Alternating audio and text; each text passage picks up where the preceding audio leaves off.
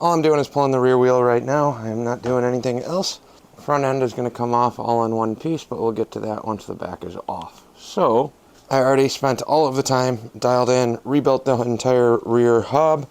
So that's all rebuilt. Everything is adjusted. Now we get to do away with all of the work that I've already done. Because why do it once? It's way more fun doing it multiple times. All in the matter of saving a couple bucks. So we got on this one, 1/2-inch bolt on the drum. Back that all the way off the tensioner so we can get that free. Now, this is floating, so this should just pull forward. Hopefully I have enough room on the spring here. I don't know if that's actually going to come out as one piece. Why would it? There we go. Little coercion, little love. Pops right out. Loosen up the axle tensioners, which aren't tight since that was never solidified. Then we'll break the axle free, yank the axle, pull the wheel, go forward from there.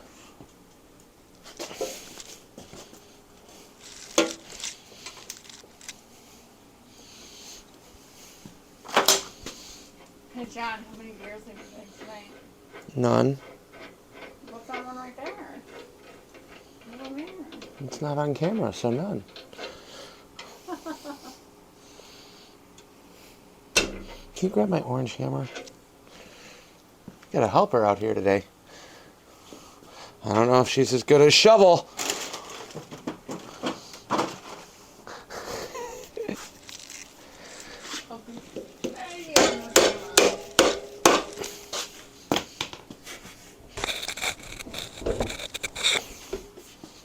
Alright, so when you're pulling the axle, especially if you're doing it solo, lower your jack. You want a little bit of pressure on the wheel just to take the tension off.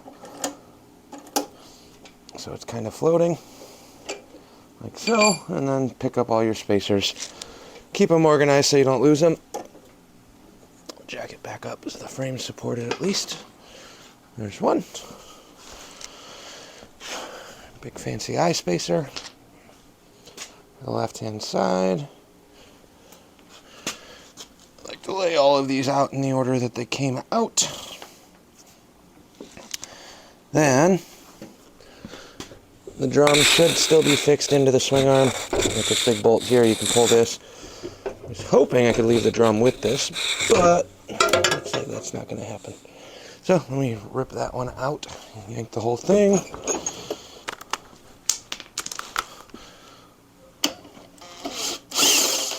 .11/16 nut.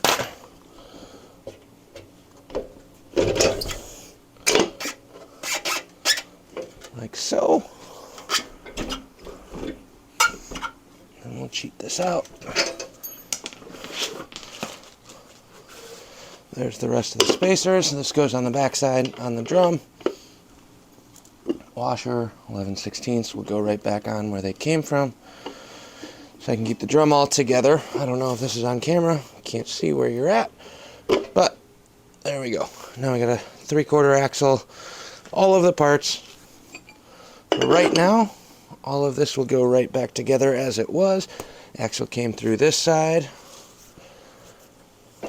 I actually don't know how accurate this is for a stock bike. But this is what I got.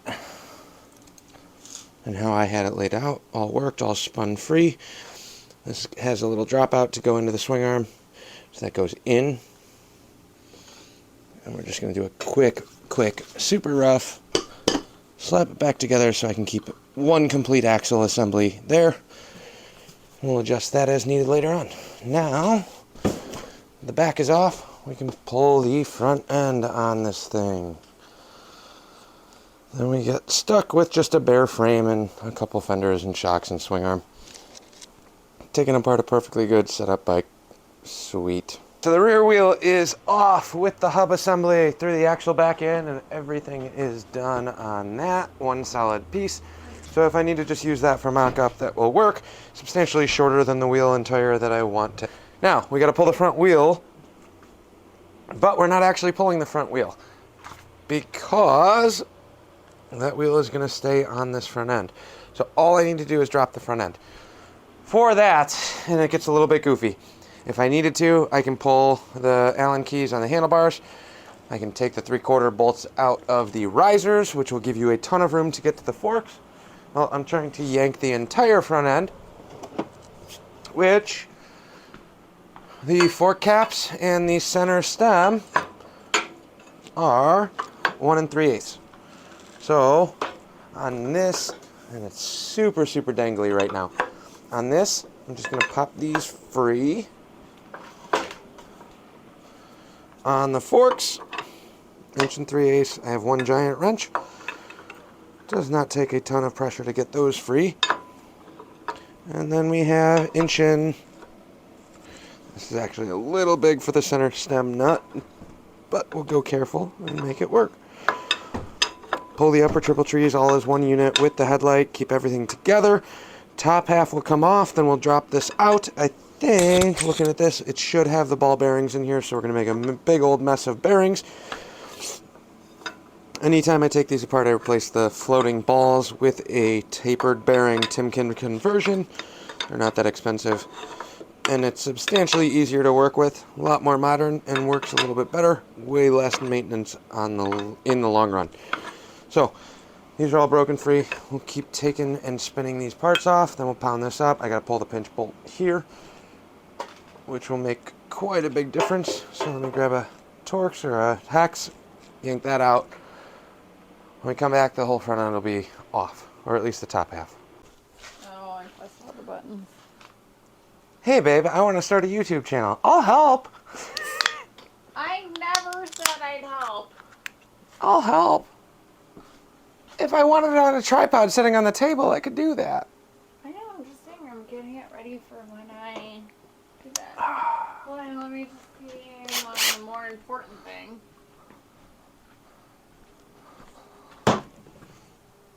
Okay, she's coming in on Thursday.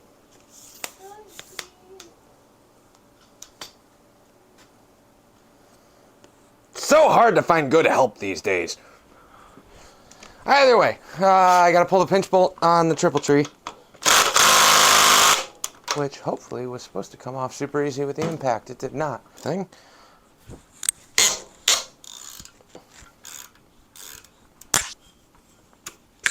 right.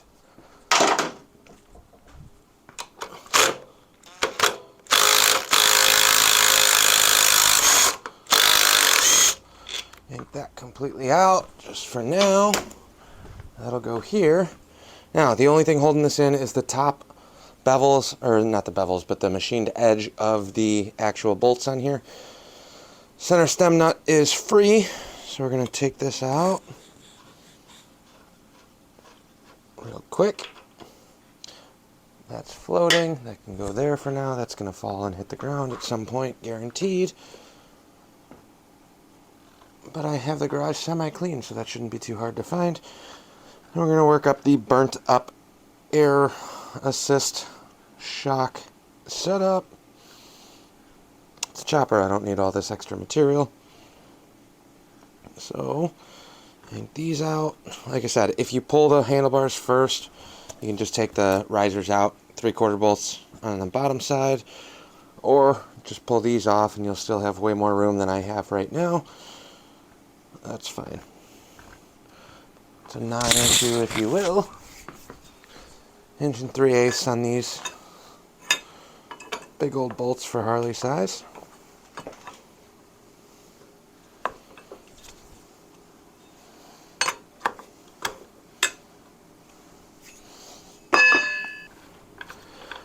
Well, either way, we're finally at the end of these threads. Alright, grab a dead blow at this point. Couple love taps on each side. This front end is not sitting in here very square, which is why the bars are touching on this side.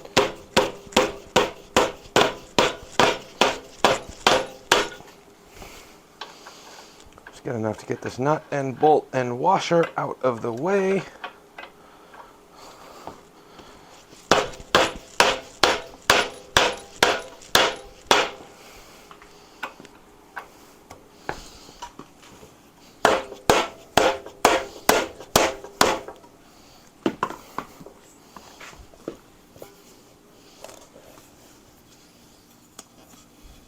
Am I stuck on here? Everything should be free. Oh. Alright, I'll loosen these and drop the fork tubes down on the lower trees that are under the cover. So 2 Phillips screws and 1 pinch bolt. Big Phillips head on the outside or a flathead. Need some help? Nope. Oh, it's so strong. In the fork shaving video, these are the screws that I ground off of the lower triple tree to clean up the aesthetics and the look. All they do is hold in your XLCH covers. Once those are free, this will slide up. It's a little bit worse when you have the headlight on because you don't have as much room. But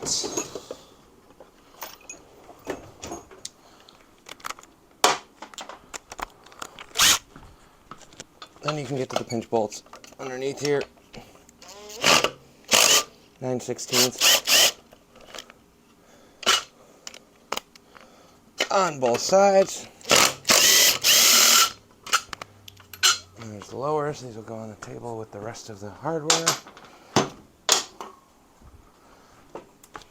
Then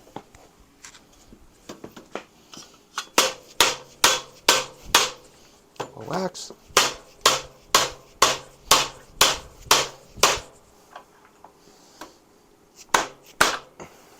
Drop that down. You can see the dark ashen section from where that was in the barn fire. That will drop that lower. Can you set this on the bench behind you? Thank you. Then, once we start coming down there, this needs to come up and off. Like so. Ooh, wires are still hooked up. That's fine. This will stay on the frame because we don't need this.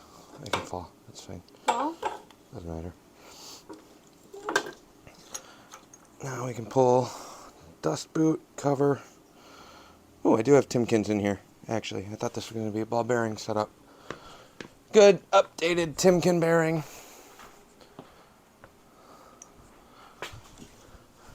Here's the upper stem bolt. So this goes like so on top of the tree. Oh. These are under the tree. This goes on top of the tree. Keep them all together so you don't lose track. Now, how strong are you? my back's fucked out from line yoga. Do you want to hold this or do you want to lift that? I want to do either one of those things. Come here. Come around. Hold this right here. If you keep it on the shiny part, you won't get dirty. I don't care about the dirtiness. I care about my back. I don't care about your back. Line yoga. It's a thing. Ready? Hold on. Hold on.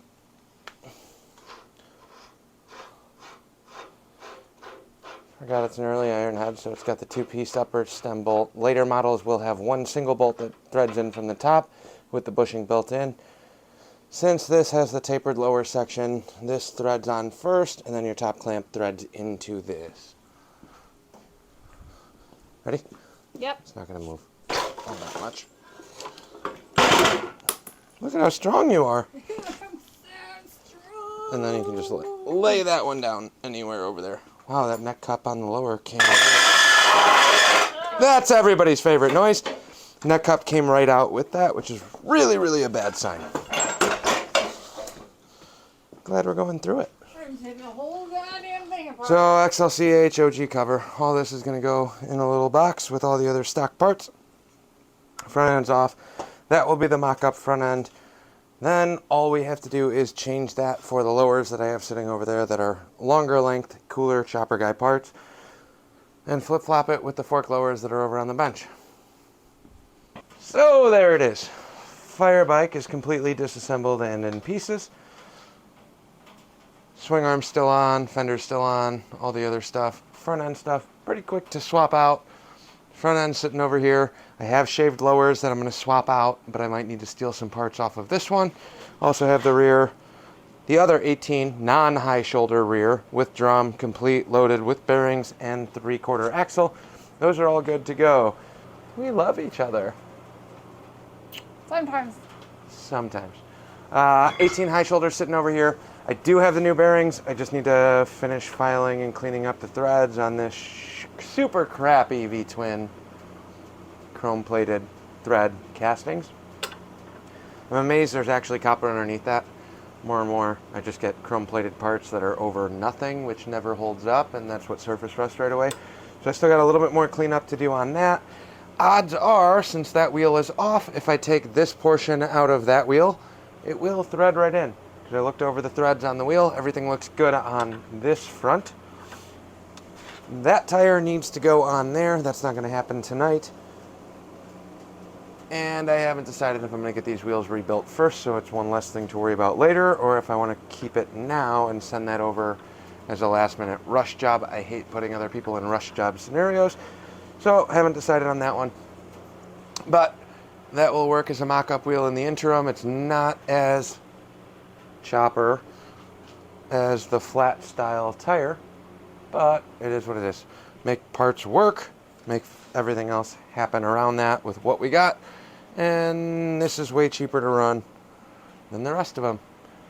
Thanks for watching. Hit that like or subscribe button if you're interested in any of these other things. Honda Motors on the docket for tomorrow. We're approaching that 600 mark. I really want to get this 1,000 by June, so help me out. It costs you nothing. Costs me all of my ego and keeps me motivated to stay out here and keep working. And there's going to be shirts. She has shirts coming your way very soon too. So I have 1,000. Thanks for watching.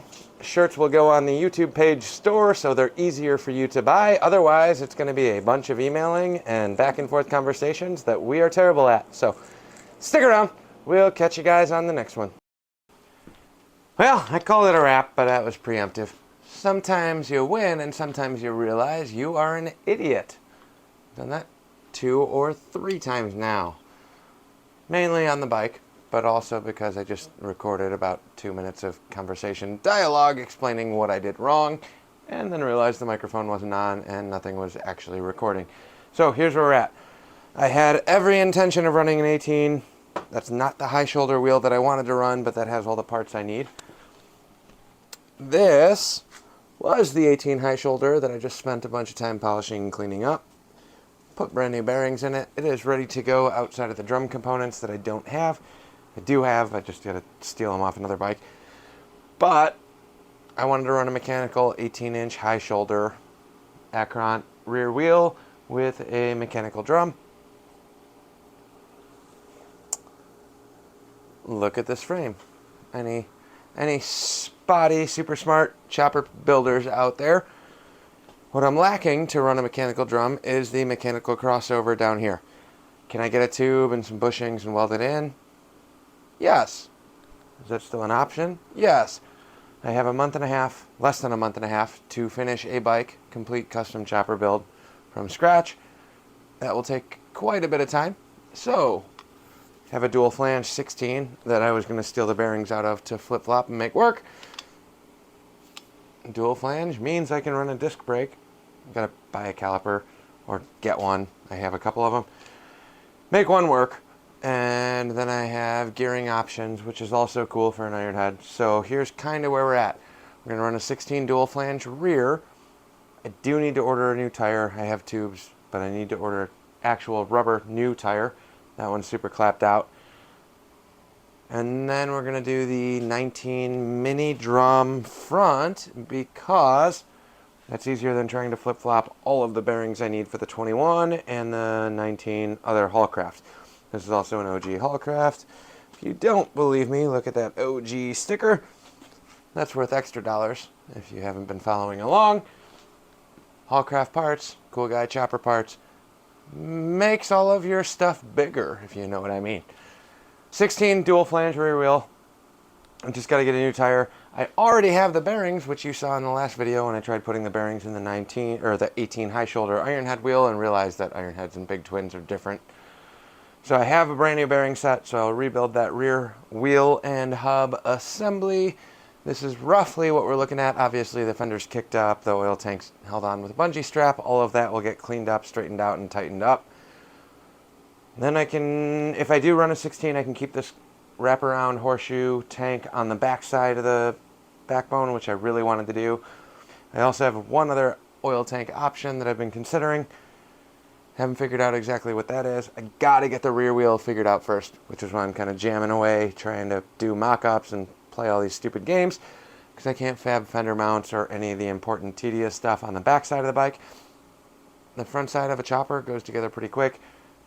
Back side sucks. Super tedious. Got to make seat pan. Got to make everything else. Cannot do any of that until 1, the wheel is hooked up, 2, sissy bar is made and fender is mounted, and 3, then make a seat pan, send it out for upholstery, and I'll be sitting on that waiting for a little while. So that's where we're at. Thanks for watching. Quick little update for you on everything that I said that I was going to do before. Rewind that, erase all of it. We're starting from scratch all over again. Thanks for watching. Like, comment, subscribe. We'll catch you guys on the next one.